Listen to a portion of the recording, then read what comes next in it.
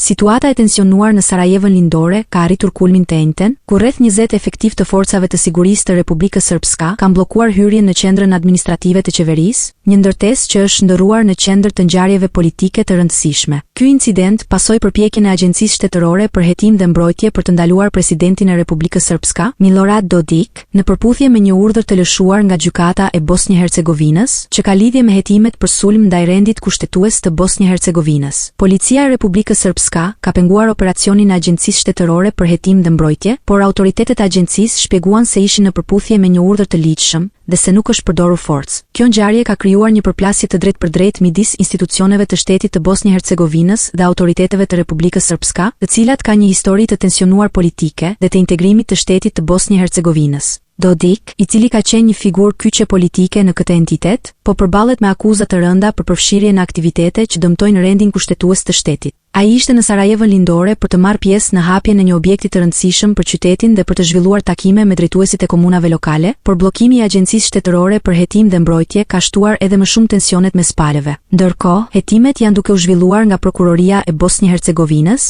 që mund të çojnë në përballje të tjera politike dhe juridike, duke thelluar ndasitë brenda vendit dhe duke rrezikuar stabilitetin e mëtejshëm të rajonit.